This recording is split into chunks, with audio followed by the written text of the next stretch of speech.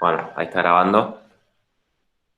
Bueno, repaso entonces un poco, así queda en la grabación.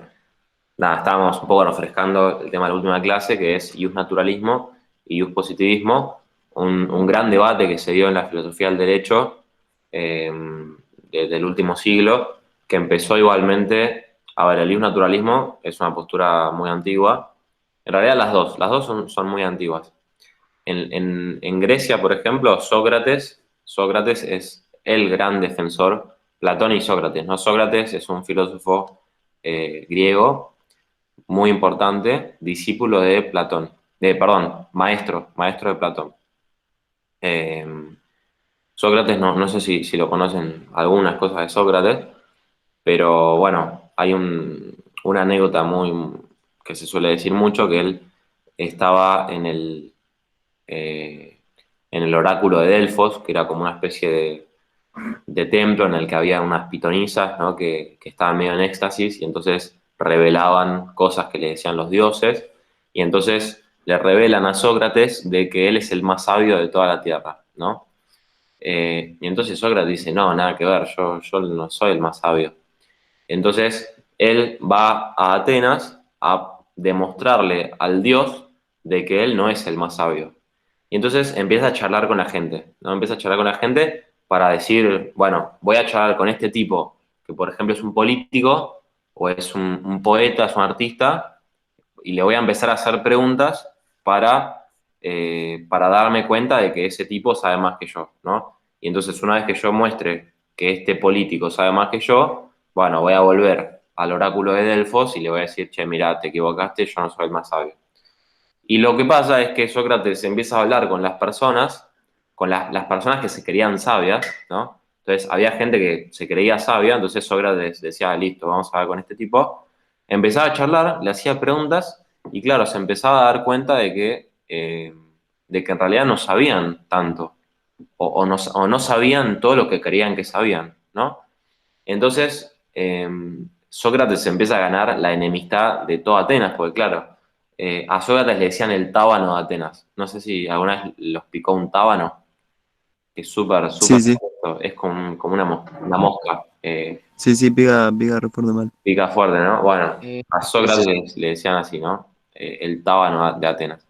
Porque iba como picando a la gente, les iba haciendo preguntas sobre lo que sabían para hacerles dar cuenta de que en realidad no sabían tanto. Creían que sabían sin saber. Por eso la famosa frase de Sócrates es, solo sé que no sé nada, ¿no? Quizás no sé tanto, pero por lo menos no creo saber que sé mucho, ¿no? Yo sé que no lo sé, ¿no? Y eso ya es el principio de la sabiduría, porque el que sabe que no sabe está dispuesto a aprender. El que sabe, ya cree que se la sabe todas y no está dispuesto a aprender nada nuevo, ¿no? Bueno, esto, un paréntesis, esto no lo tienen que saber, es algo más de historia de la filosofía, pero sí saber que, bueno, este personaje, Sócrates, que por esto al final lo terminaron matando, Sócrates muere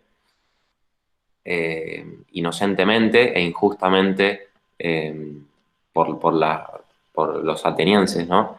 Hay un famoso diálogo de Platón que se llama la apología de Sócrates, la defensa de Sócrates, que es todo el diálogo de Sócrates con los jueces, ¿no? Sócrates defendiéndose y los jueces acusándolo, ¿no? Bueno, cuestión que Sócrates es uno de los grandes defensores del naturalismo, esto de que en la naturaleza humana hay algo, ¿no?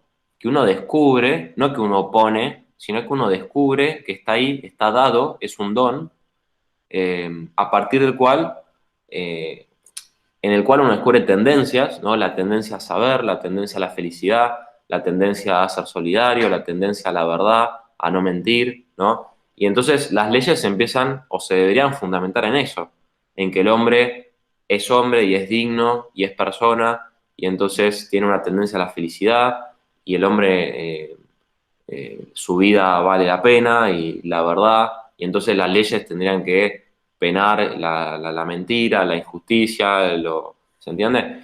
Entonces, y en la época de Sócrates, esto es lo que iba a decir para mostrar que estas dos posturas son antiguas, en la época de Sócrates están lo que se llaman los sofistas. No sé si lo escucharon una vez. Por ejemplo, Protágoras es un sofista.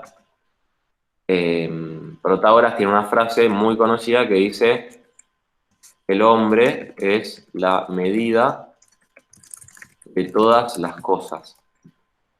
Es como una frase relativista, ¿no? El hombre es la medida de todas las cosas. Yo soy la medida de todas las cosas, ¿no? Las cosas van a ser según cómo yo las mida, según cómo yo las mire también, ¿no? Entonces, no es que existe la verdad y la verdad nos mide a nosotros, sino que existe mi verdad, tu verdad, pueden llegar a ser contradictorias, ¿no? Vieron que es una posición muy presente e incluso quizás es la posición que algunos tienen de ustedes, ¿no? Bueno, y es muy antigua, ¿no? El relativismo. Y el relativismo de los sofistas fundaba una concepción del derecho y una concepción política eh, que nosotros ya vimos, que es contractualista, contractualista en el mal sentido, o sea, como la persona, cada persona es su propia medida, ¿no? Como cada persona es como, está ahí como aislada y tiene sus propios fines y sus propios derechos y qué sé yo, entonces la sociedad, para vivir en sociedad en paz, nos tenemos que poner de acuerdo porque si no nos vamos a matar, ¿no? O sea, el hombre como que naturalmente mataría a los otros hombres, eh, el hombre es como por naturaleza antisocial, pero la sociedad es inevitable porque somos muchos y para organizarse y vivir más o menos en paz, nos ponemos de acuerdo, hacemos un contrato. Lo que pasa es que en ese contrato ponemos lo que justamente todos pensamos más o menos de acuerdo. Entonces, si la mayoría se pone de acuerdo que tienen que vivir los ricos y tienen que morir los pobres, por ejemplo, bueno, no pasa nada porque no hay una naturaleza humana, sino que la ley se fundamenta en lo que yo voy, la mayoría o uno solo, con su voluntad, va acordando, ¿no? Y fíjense que eso se fundamenta en el relativismo. Entonces, nosotros pensamos muchas veces, por una concepción cultural que se va difundiendo, que viene del siglo XVIII, que el relativismo es como que favorece la democracia, ¿no? Como no hay una verdad y cada uno tiene su verdad, ya está, entonces cada uno tiene que participar, cada uno tiene mucha más libertad, la sociedad va a ser mucho más libre, más inclusiva y toda esa perspectiva, ¿no? Cuando en realidad el relativismo no tendría por qué fundamentar que todos participen, ¿no? Sino que, por ejemplo, un relativismo podría fundamentar un gobierno autoritario, ¿no? Como puede ser, no sé, el nacionalsocialismo, ¿no? Hitler.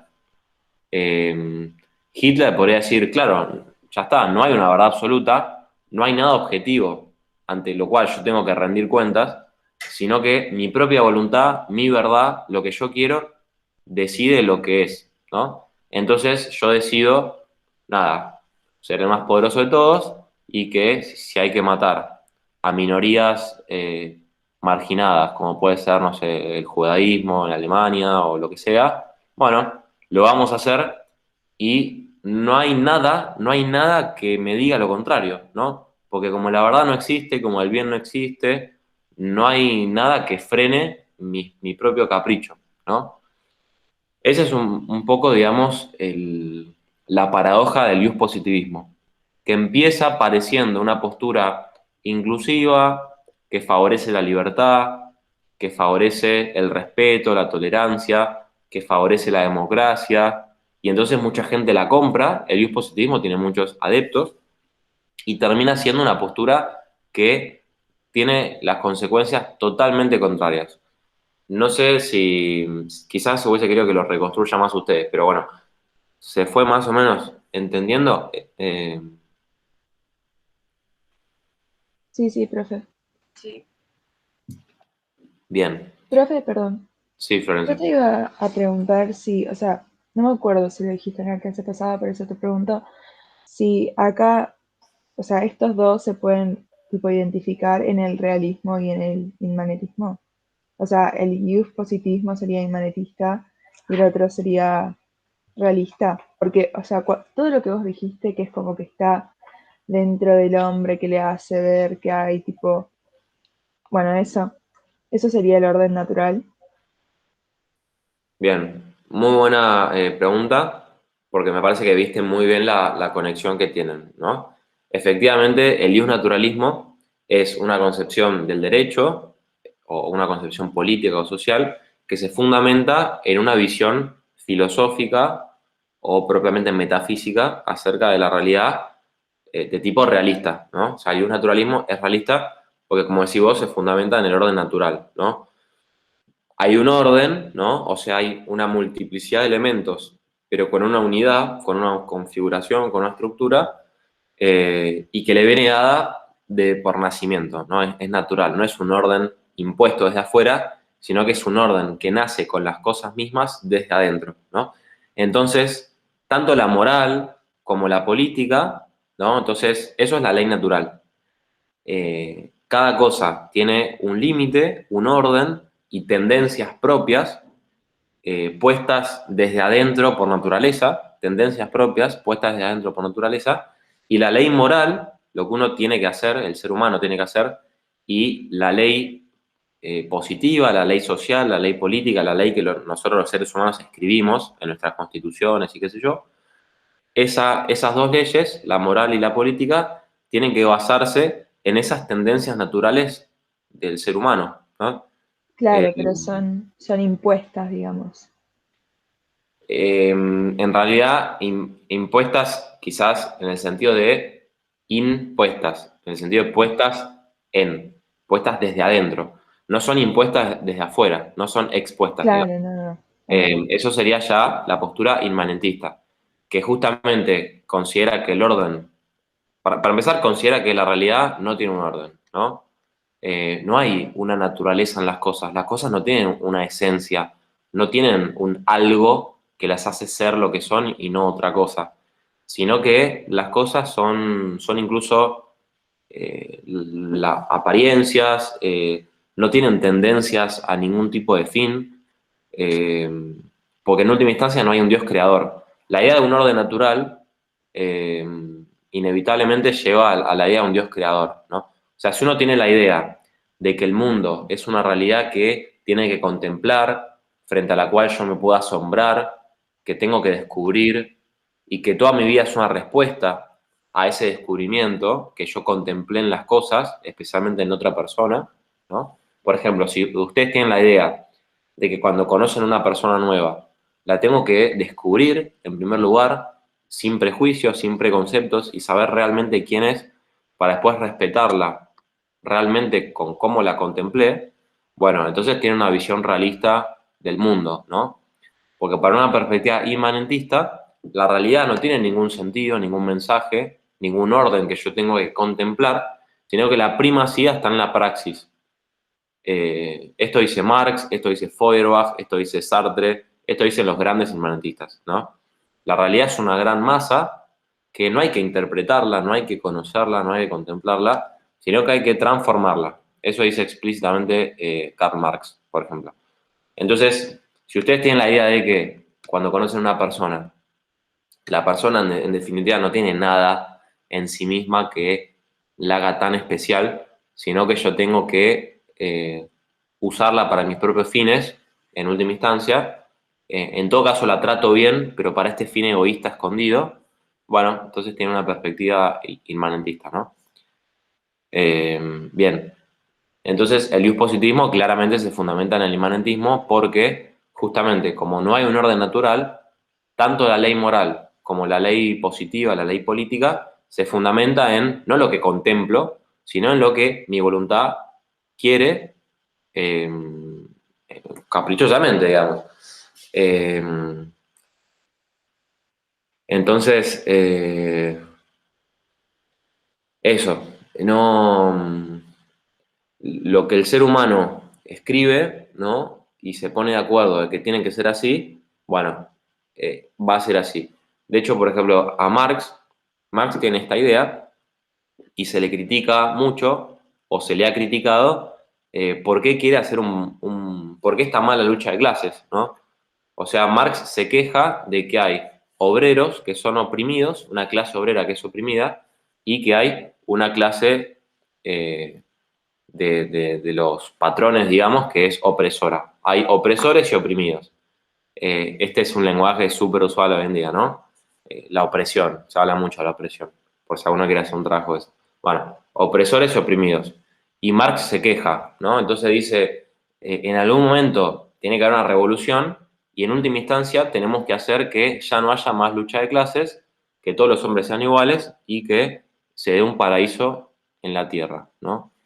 Bueno, lo que pasa es que Marx se queja, digamos, de que el opresor oprime al oprimido, pero no es que dice, no, porque el oprimido tiene una naturaleza humana y es persona y es digno, que así Marx estaría buenísimo, porque fundamentaría su crítica, su rebeldía, ¿no? Lo que le despierta la injusticia estaría fundamentado. ¿Por qué sería injusto que una clase oprima a otra? Y justamente porque la persona es inoprimible, digamos. La persona es lo más grande que hay y no puede ser oprimida. Y si se lo oprime, entonces es injusto. Sino que Marx lo fundamenta en que no hay una naturaleza humana, eh, y entonces se le critica, esto iba a decir, ¿por qué entonces la situación de opresión de clases es injusta o es mala, ¿no? Si la clase que oprime perfectamente podría decir, claro, no hay una naturaleza humana, el oprimido no tiene ningún tipo de derecho y yo lo puedo oprimir sin problema, ¿no? O por qué el estado del paraíso terrenal, donde no hay clases, sería mejor que el estado actual, donde hay clases que se oprimen, ¿no? O sea, nada te fundamenta en la teoría marxista, por ejemplo, de que una época pueda ser mejor que otra, ¿no?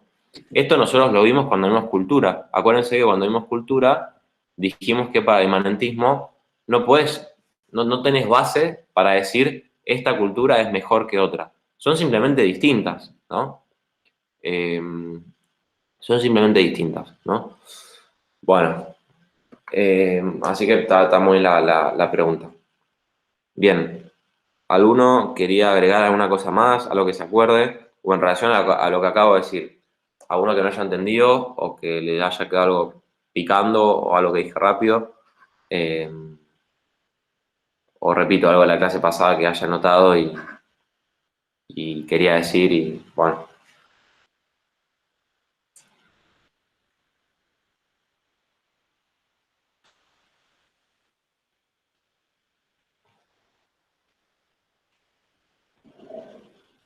Yo no, gracias, profe. ¿No? ¿Estamos bien? No, Bueno, sí creo que estamos bien. estamos bien, bien.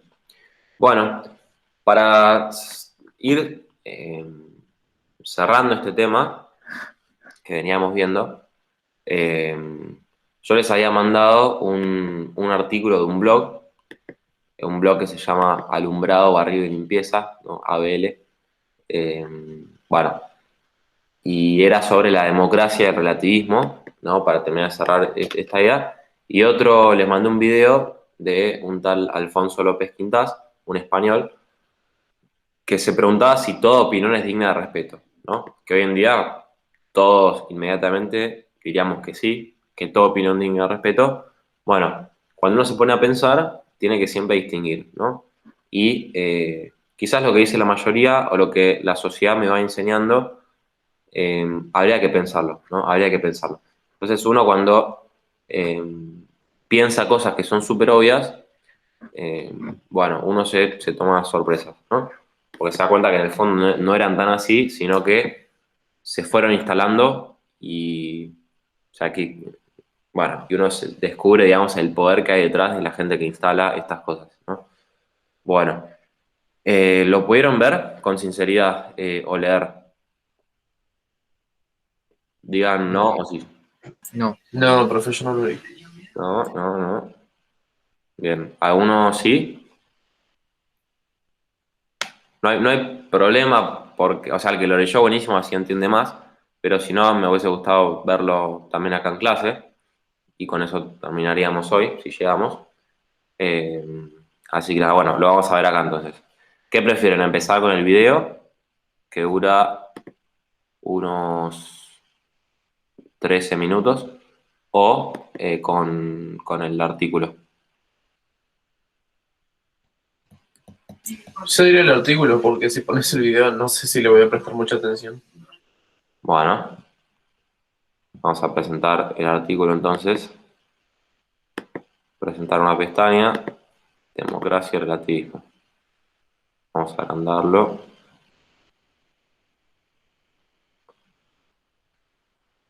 A ver.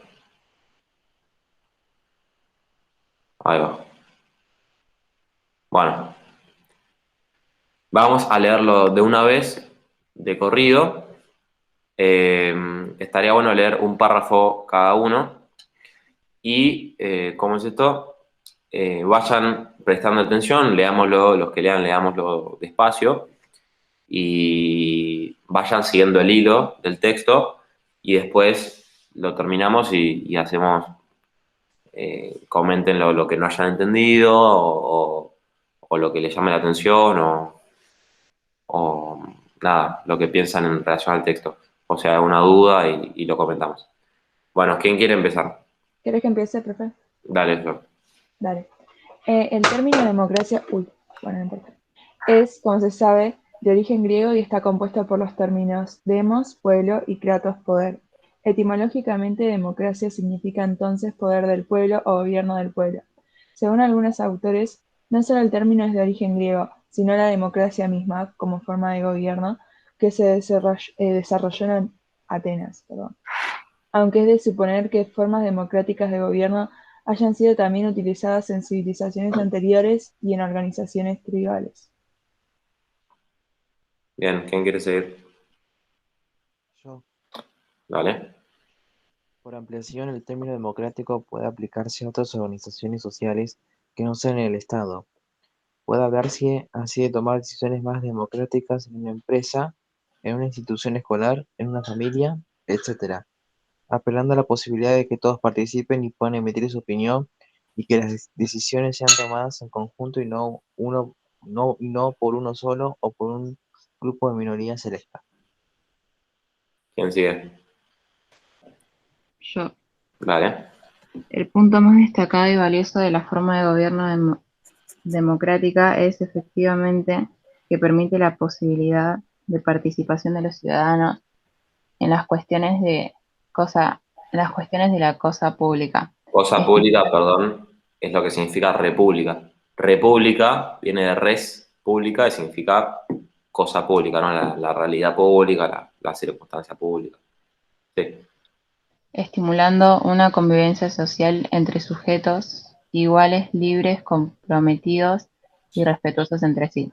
En consecuencia, no nos resulta hoy llamativo que la mayoría estemos de acuerdo con este tipo de organización de la sociedad y valga esto para las generaciones más jóvenes, que hasta resulte casi incomprensible que las cosas hayan sido de manera muy distinta hasta no hace mucho tiempo atrás.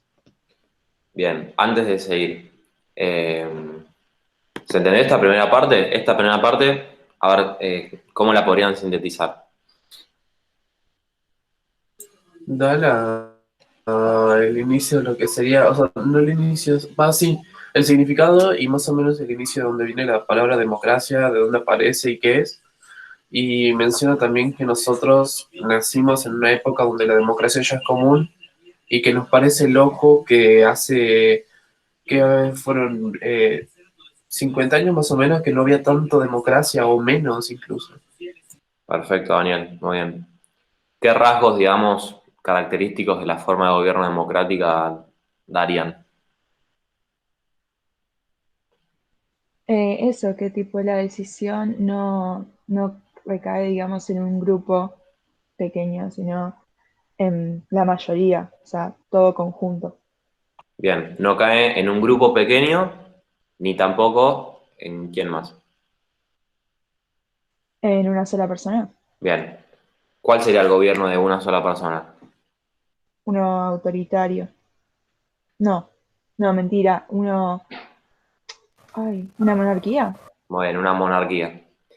Y el gobierno de un grupito, se supone que el mejor, ¿no? Una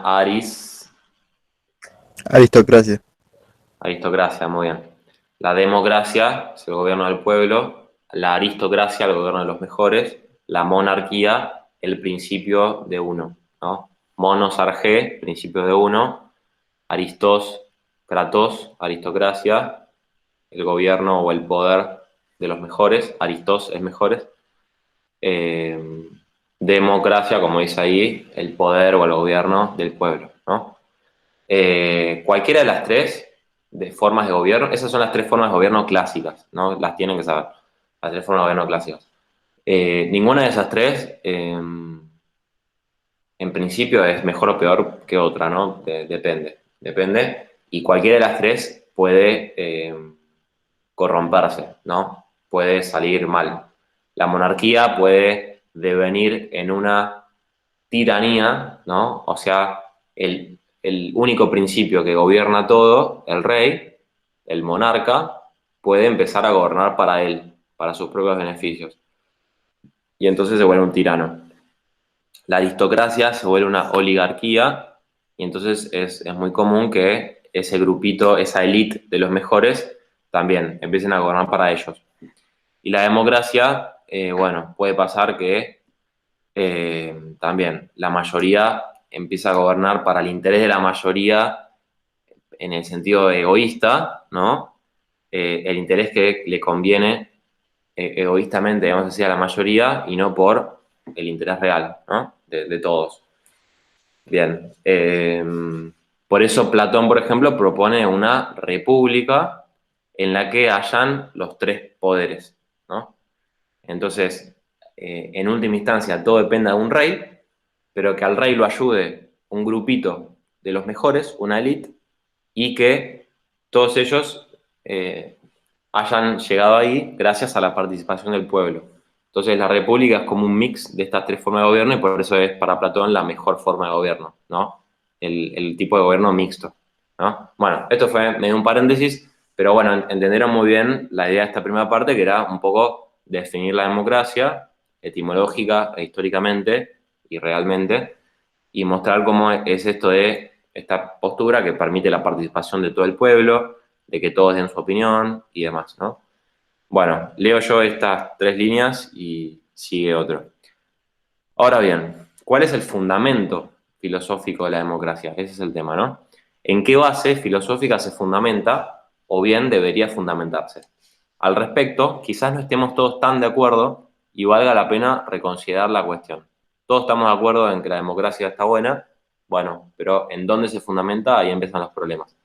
Bien, ahora sí, ¿quién quiere seguir leyendo? Yo sigo. Dale.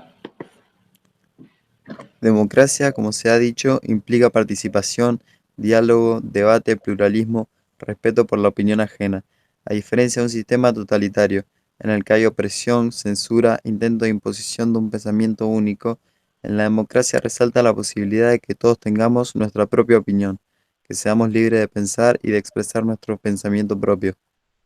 Parecería entonces que la defensa de supuestas verdades absolutas o valores absolutos válidos para todos fuese más bien lejana a la atmósfera democrática. ¿Sigo? Sí, por favor. Parecería que está más cerca del espíritu democrático al sostener que cada uno tiene sus propias verdades, sus propios valores individuales, sin derecho a considerar que la propia opinión es la única válida y que sean erróneas, y por lo tanto desechables, las demás opiniones. El Sí. el hombre medio de nuestro tiempo tiende a pensar de esta manera, desconfía de la idea de verdades absolutas como algo objetivo y válido para todos, sospechando que ese tipo de posiciones engendra dogmatismos de tipo totalitario. De ahí que se amigue más fácilmente con la idea de que las verdades son subjetivas, creyendo favorecer hacia la opinión libre de cada cual y la posibilidad de coexistencia de visiones divergentes. Bien, seguimos. ¿Quién quiere seguir?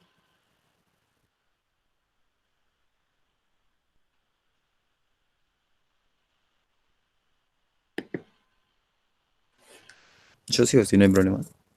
Bueno, dale. Una tesis de este tipo fue propuesta por el teórico del derecho austríaco Hans Kelsen, quien no ha sido el primero ni el último.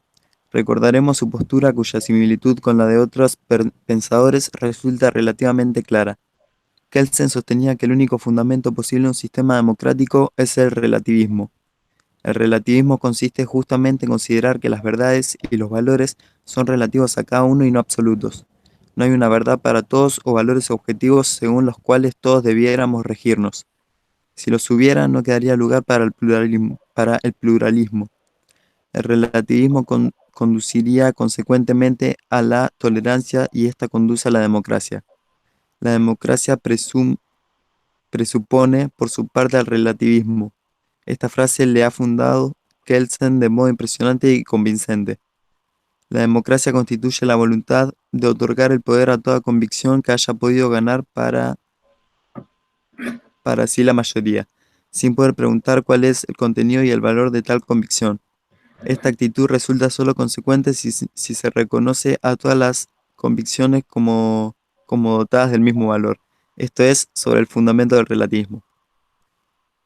Bien. ¿Quién quiere seguir? Si querés, sigo. Dale.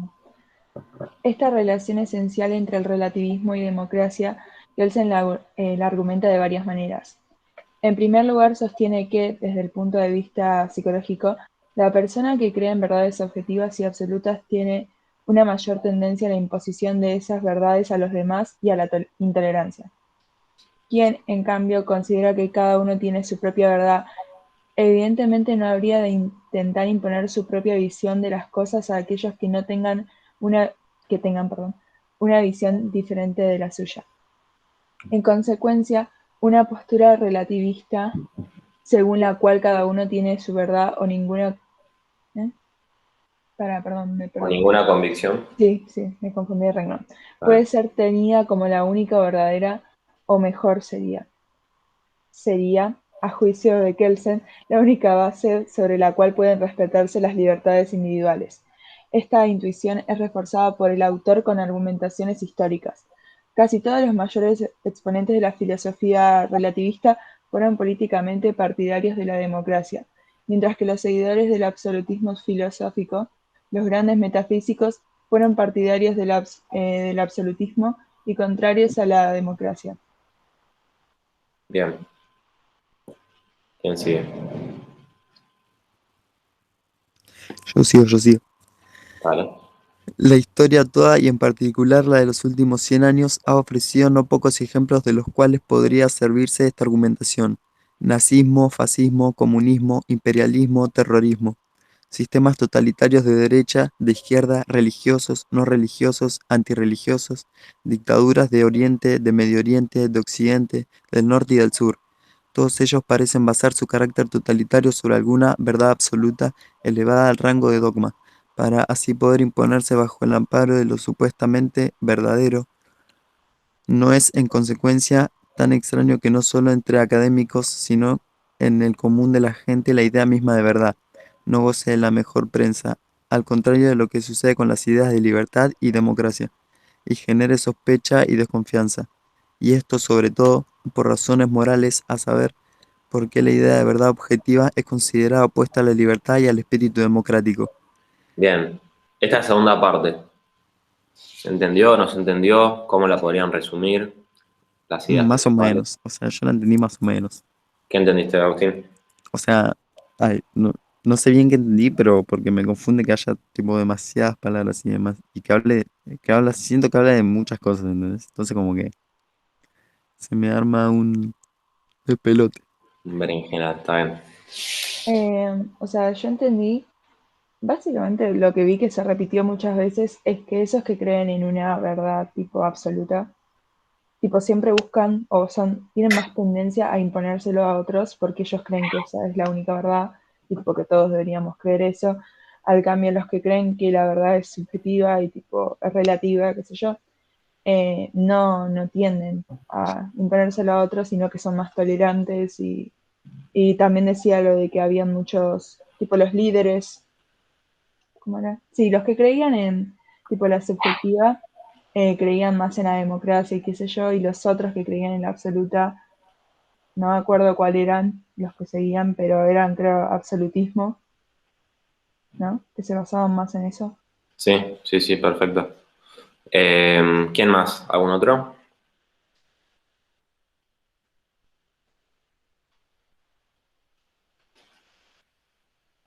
¿Aún entendió algo parecido, ¿no? O algo distinto?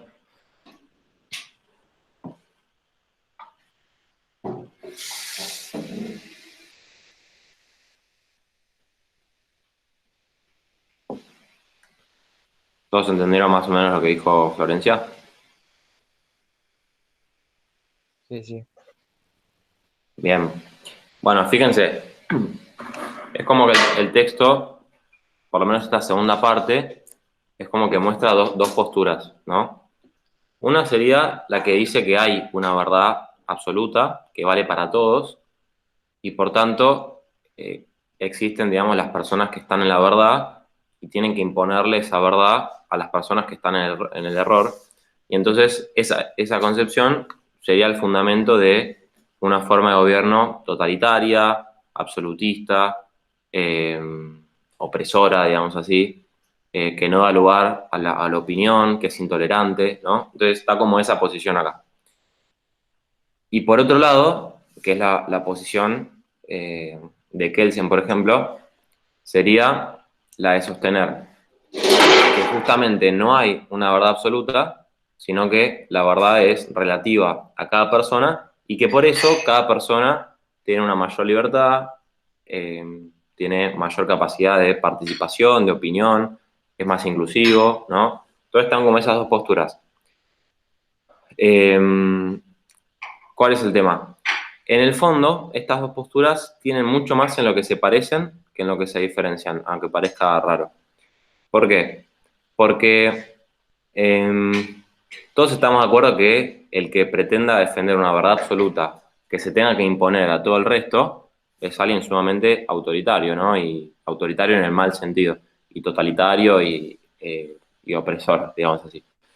Pero, ¿qué pasa? El que piensa que la verdad es totalmente subjetiva, a ver, imagínense, ¿no? Nosotros estamos en una democracia, pensamos que la verdad es subjetiva, nos ponemos todos de acuerdo, ¿no? Todos podemos participar, opinar y sacamos determinada ley, por ejemplo. Ahora, el contenido de esa ley en realidad no tiene importancia, porque el contenido no existe, ¿no? Lo importante es que todos nos hayamos puesto de acuerdo en hacer que esa ley sea ley. Después, si la ley dice matar, no matar, lo que sea, es como que no tiene importancia porque no hay un contenido que sea válido verdaderamente para todos.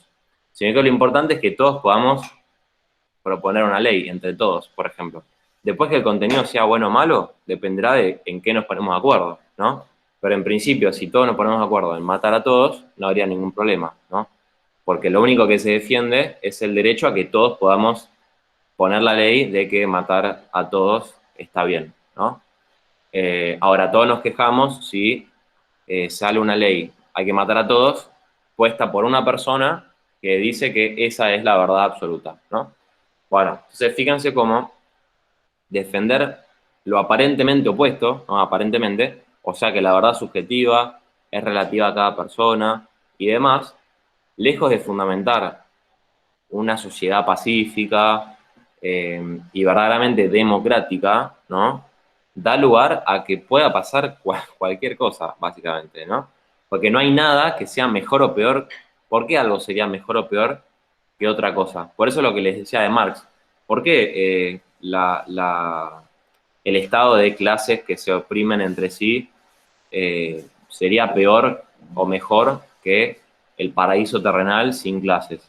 Si no hay un mejor o peor, si no hay nada objetivo que sirva de parámetro, ¿no? O sea, si todos nos ponemos de acuerdo, o algunos se ponen de acuerdo, o algunos imponen que va a haber una clase que oprime y otra que es oprimida, y no hay una naturaleza humana y nada importa, en definitiva, nada vale, porque no hay nada que valga, justamente porque no hay una verdad, bueno, entonces no hay ningún problema. Bueno, fíjense cómo entonces esas dos posturas extremas, la verdad es absoluta y hay que imponerla.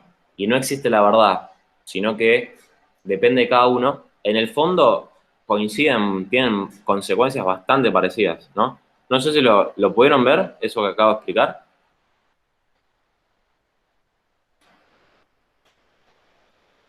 ¿Se ve, más o Se menos? entendió Sí, más o sí. menos.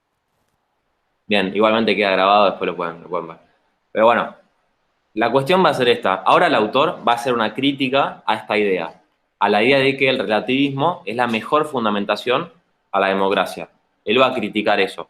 Lo va a criticar, pero no va a proponer nada, ¿no? Bueno, nosotros podemos completar el texto y podemos decir que, en realidad, ¿cuál es la postura realista? Esas dos posturas son inmanentistas, ¿no?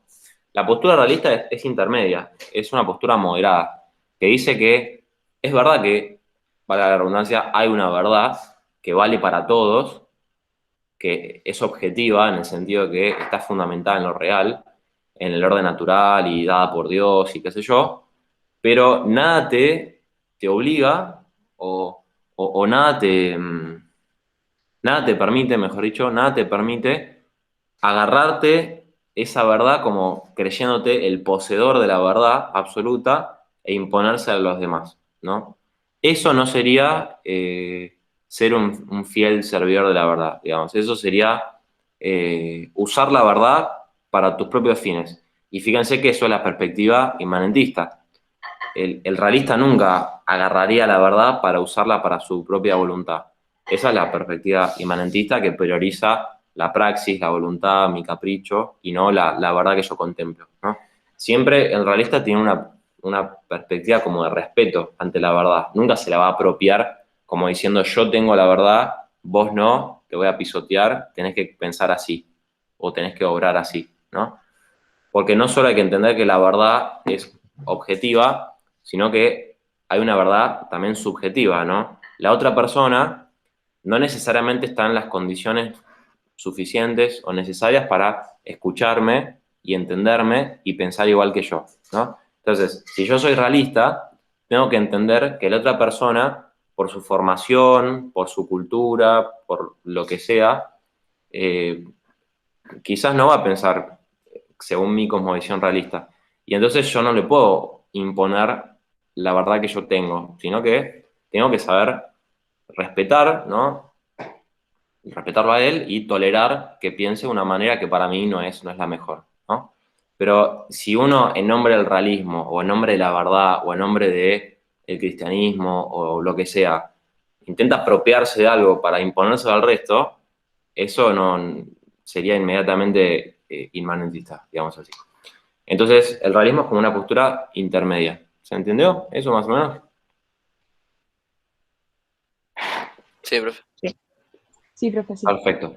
Bueno, veamos entonces las críticas que le hace el autor a esta idea. A ver, yo leo estas dos líneas y el resto, alguno de ustedes lee el resto. Creemos, sin embargo, que estas ideas son susceptibles de algunas críticas, en particular por algunas contradicciones que surgen a partir de ellas si se profundiza en el planteo.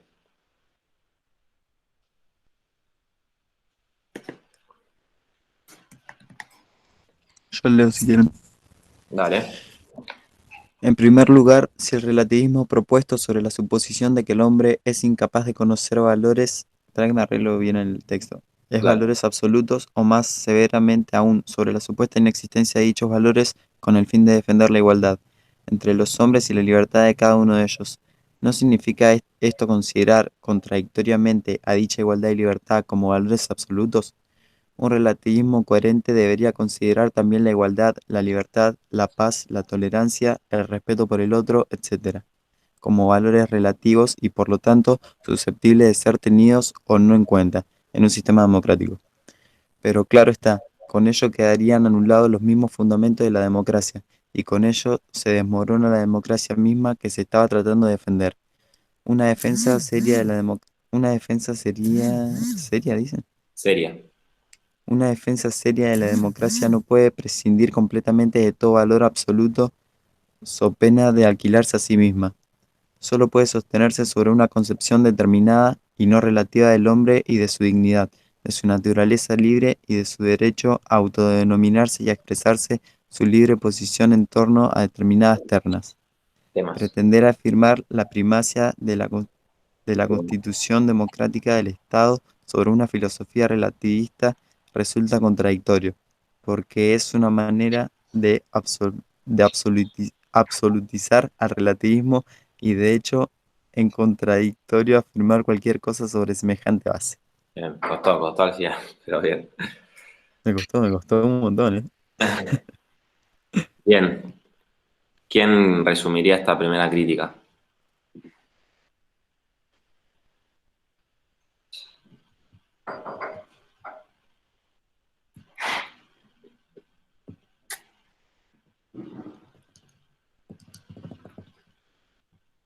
¿Se O sea, entendió? la verdad que a mí un poco me costó interpretarlo, porque aparte me quedé copiando un poco lo que dijiste antes, pero no es más o menos lo que dijiste antes. O sea, como que hay que comprender, o sea, los valores del otro, porque si vos estás intentando defender la democracia, como dice al final, y si vos tipo querés afirmar la primacía, o sea, la estás absolutizando.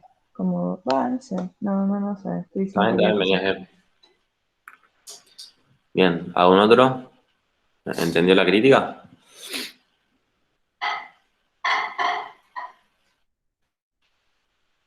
A ver, la crítica sería esta.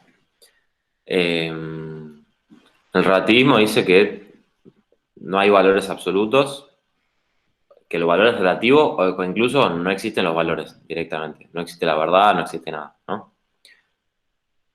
Y pretende con eso defender la igualdad, la tolerancia, el respeto, la paz, la misma democracia, etc. Ahora, ¿por qué habría que defender la igualdad, la libertad, la paz? ¿Qué pasa, digamos? Son valiosos, ¿no? Pero podrían no ser valiosos, o sea, son valiosos para vos, para mí no son valiosos, ¿no? O sea, si la verdad es relativa, ¿por qué absolutizamos tanto la democracia misma, la libertad, la tolerancia, el respeto? ¿Por qué consideramos que son valores absolutos? Si nosotros realmente somos relativistas, la democracia, la igualdad, la libertad tendrían que ser valores relativos. O sea, para mí vale la libertad, pero para el otro quizás no, entonces para el otro tu libertad no vale un pepino y te puedo matar, te puedo robar, te puedo hacer lo que sea, ¿no? Siento que eso viene mucho con el poder, porque la persona con mucho poder siempre va a pensar de la manera relativa, porque obviamente, no sé, lo pongo con el ejemplo de Hitler en la Segunda Guerra Mundial. Él al tener mucho poder, mucho armamento, mucha, ¿cómo se le llama? Eh, mucha importancia para lo que era Alemania y todo eso, él se sentía poderoso y decía que todo, o sea, pensaba que todo era relativo. En cambio, los demás, al no tener ese pensamiento, no tener tanto ese poder, a lo mejor no con el caso de Estados Unidos, porque Estados Unidos ya pensaba democráticamente, pero justamente el poder siento que el más débil va a pensar en la democracia porque quiere participar en decisiones. En cambio, el poderoso va a pensar de manera relativa porque ya no tiene el poder. Entonces va a decir, yo hago lo que quiero y vos te las arreglás. Bien, sí, sí, muy bien. Muy buena reflexión. Y fíjense que es muy común pasar eh, de una a otra, o sea, es muy común, imagínense que nosotros de repente estamos en Alemania, ¿no? En el gobierno de Hitler y nos quiere matar y quiere defender lo que él piensa que es verdadero y nos quiere oprimir y qué sé yo. Y entonces, imagínense que nosotros salimos de esa situación y entonces, claro, nosotros tenemos el deseo de que nada, de que todos podamos participar, de que todas nuestras opiniones se respeten y de poder realmente, nada, que nadie nos oprima, ¿no? Y entonces, si aparece alguien que habla de una verdad absoluta, ya nos da muchísimo miedo, ¿no? Ya nos da muchísimo miedo. Entonces, es muy común que si uno fue muy, muy oprimido y entonces si uno experimentó mucho eh, a alguien que le quiso imponer una verdad absoluta, ¿no? Es muy común que de entrada rechace toda verdad absoluta, ¿no? Y apenas ya escuche algo de verdad absoluta, ya lo rechace porque él vivió las consecuencias de querer imponer ese tipo de verdad, ¿no? Y entonces es muy común que salte con que no existe la verdad y no sé qué, para que haya libertad y participación y opinión y demás, ¿no? Ahora, eh, eso es como una reacción que uno tiene, eh, pero lamentablemente es pasarse al otro extremo y no quedarse en una postura intermedia que diría, no, existe la verdad existe, justamente porque la verdad existe es que es que yo me rebelo, ¿no? Yo me rebelo ante alguien que me oprime porque es absolutamente verdadero que yo tengo que ser respetado y es absolutamente verdadero que yo tengo libertad y es absolutamente verdadero que mi opinión merece ser escuchada, ¿no? El que está mal es el que, por lo absolutamente verdadero, lo quiere imponer. pero no que la verdad exista, ¿no? Si yo por querer salir de la opresión digo que la verdad no existe, es como que termino coincidiendo con lo que quiero atacar, es como que termino defendiendo lo que quiero atacar, ¿no? Porque me paso al otro extremo, y siempre los extremos tienen más en común que de diferente, ¿no?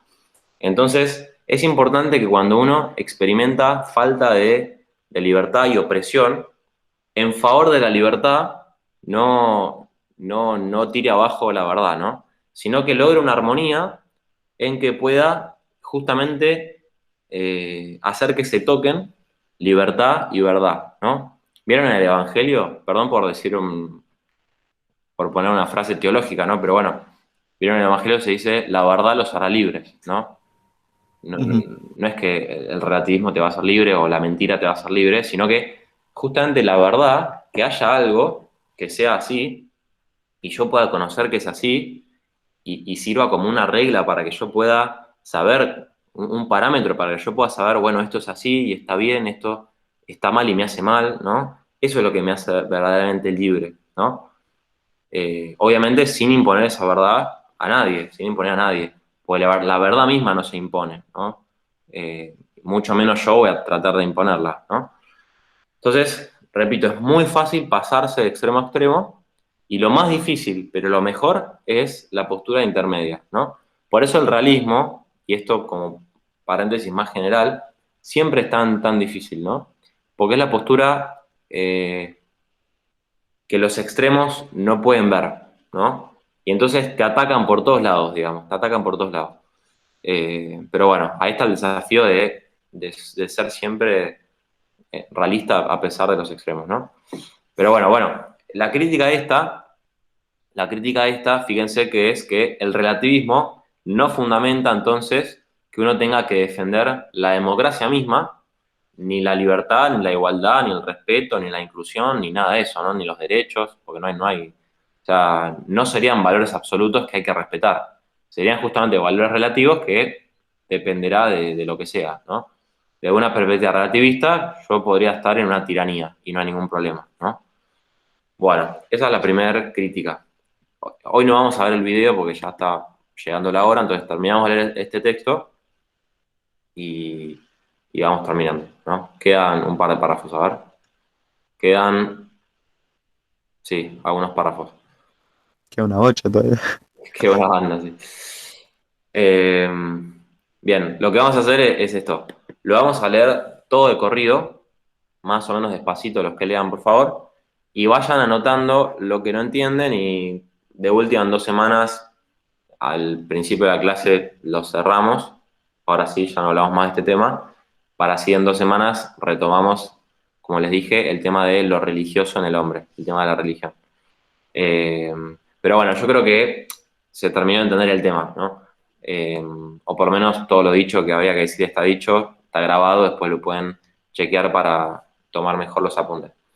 Entonces eso, hasta las 9:05 o antes si terminamos, leemos este texto y vayan anotando cualquier cosa que no se entienda, ideas principales y terminamos.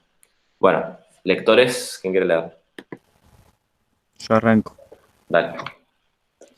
En segundo lugar, el relativismo no solo es incapaz de ser fundamentado en una vida social libre, es incapaz de ser fundamentado de lo que fuere, sino que incluso vulnera las posibilidades de una vida auténticamente libre del hombre. En un mundo donde todos los valores fueran relativos, ¿qué razones habría para hacer efectivo uso de la libertad? Ejercer la libertad, elegir, decidir, implica preferir una opción por sobre otras por sobre otras posibles y para que ello tenga algún sentido. Esto supone, a su vez, considerar que una opción es efectivamente superior a otras. Pero el relativismo anula la posibilidad de esta superioridad, haciendo que todos los valores sean considerados igual de válidos que cualquiera otros. El relativismo achata, convierte a todas las opiniones en equivalentes y a todas las opciones en válidas por igual. ¿Qué sentido tiene, pues, elegir cuando todo, en última instancia, da lo mismo? Y sí, es una perspectiva relativista, la elección termina creciendo de sentido. ¿Se puede seguir sosteniendo que el relativismo favorece la libertad? Parecería que lo que sucede es más bien lo contrario. ¿Quién quiere seguir? Este párrafo es más largo. Yo sigo. Dale. En tercer lugar, la libertad no es algo en sí mismo, sino una característica de los actos de un sujeto, que es capaz de poseerse a sí mismo y tener en sus manos el timón de su existencia, siendo algo que está en el interior del sujeto. Necesita de una presencia profunda del hombre a sí mismo, en esa intimidad en la que uno justamente se posee y su voluntad se autodetermina. Sobre la libertad externa e interna hemos hablado ya en entradas anteriores, pero el relativismo más bien parece debilitar la vida interior de la persona humana. En un mundo donde todo es relativo, donde todo vale lo mismo, puesto que nada vale en sí mismo, la respuesta más natural la respuesta más natural es la paulatina indiferencia explícita o encubierta, consciente o inconsciente del sujeto. El hombre entra en sus profundidades cuando puede entrar en comunión con cosas que calan profundamente en él. Es el encuentro con lo valioso, con lo atractivo, con lo cargo de sentido, lo que estimula el recogimiento del sujeto hacia el núcleo de su intimidad. En cambio, en un mundo en el que todos los valores son igual de válidos, un mundo sin absolutos, difícilmente pueda penetrar hondamente en el sujeto, y en consecuencia difícilmente pueda ese sujeto vivir en su profunda interioridad, que es justamente donde se juegan las decisiones importantes y donde reside la verdadera libertad. Ante un mundo que poco tiene para ofrecer más que la vacuidad, la existencia del hombre se aliviana y se pierden razones para el recogimiento y la presencia íntima del hombre en sí mismo. Por el contrario, la reacción más frecuente ante una vivencia tal del mundo suele ser la de fuga, dispersión, divertissement. Divertissement es divertimento, diversión en francés. Pues bien, si no hay vida interior personal de íntimo encuentro del sujeto consigo mismo, no podrá haber tampoco verdadera autoposesión y en consecuencia habrá auténtica libertad. No habrá. De ahí- ¿Cómo? No habrá. Era no No, habrá. no habrá auténtica libertad. De ahí que en las democracias no esté ausente el peligro de la dominación de los ciudadanos, de la manipulación, de la instrumentalización y cosificación del hombre. La falta de una vida interior sólida implica la ausencia de auténtica espontaneidad y originalidad que arrastra al hombre al debilitamiento, lo convierte en masificable y mina las posibilidades de una vida libre. Este tipo de esclavitud, si se permite, es en cierto sentido más dañina y más perversa que la que se da en algunos sistemas totalitarios, puesto que en estos últimos la denominación se da de modo mayormente explícita, mientras que en algunas democracias la manipulación se hace de manera encubierta, con sujetos que se consideran libres al seguir lineamientos que les son impuestos sin que sean conscientes de ellos. Bien, ¿quién sigue? Ya estamos terminando. Yo voy. En conclusión, parece que la tesis según la cual el relativismo es el mejor, si no el único, fundamento posible de la democracia. Ay, qué mal estoy leyendo, perdón. Merece una revisión sobre cuya importancia no puede exagerarse, especialmente teniendo en cuenta que se trata de una tesis de no poco éxito entre el hombre medio de nuestro tiempo. Si no valoramos el sistema democrático porque nos permite expresar nuestros propios pensamientos, sería coherente que no le restáramos importancia a la preocupación por lograr que nuestros pensamientos sean verdaderamente propios y que sean verdaderamente pensamientos. Es decir, no ligeras opiniones arbitrarias, sino sinceras búsquedas de parte de los hombres por comprender el mundo que nos rodea, las necesidades propias y ajenas. En definitiva, sinceras búsquedas por querer conocer las cosas como son en verdad. El relativismo intenta defender el pensamiento libre, pero por su misma base Sociológica. sociológica, sí, lo que hace es convertir al pensamiento en algo inútil. Si valoramos la democracia porque nos permite ser libres, sería coherente que consideremos esa libertad como un valor objetivo, anexo a otros valores igual de objetivos, como la particular dignidad de la persona humana, cuya libertad hemos de defender desde otra postura por alguna razón. Si valoramos la democracia porque estimula nuestro compromiso en las decisiones que tienen que ver con el todo social, sería coherente que adhiriéramos a determinados valores que, por no ser relativos, fueran capaces de despertar nuestra indiferencia y exigirnos esa comprometida actitud. Bien, últimos dos parrafitos. ¿Quién quiere leerlos? A los dos. Si querés termino, ya que estoy. Dale. Suponer la inexistencia de lo verdadero y de lo objetivamente valedero. ¿Qué significa eso? Perdón. Valedero, que vale. Ok. ¿Qué es lo que el relativismo filosófico propone? Deja sin fundamento la dignidad del hombre y su libertad, y conjuntamente le resta sentido a la elección, vulnera el llamado al respeto y al compromiso social por parte del sujeto y entorpece el ejercicio de la decisión auténticamente libre. Por contraposición al planteo kelseniano, podríamos preguntarnos entonces si la democracia no habría de fundamentarse sobre la base de que consideramos valiosa la verdad y verdaderos los valores. Bien, y con esto, bueno, ya son y 5. Voy a dejar de grabar. ¿Cómo se hace? A ver. Acá está. Detener la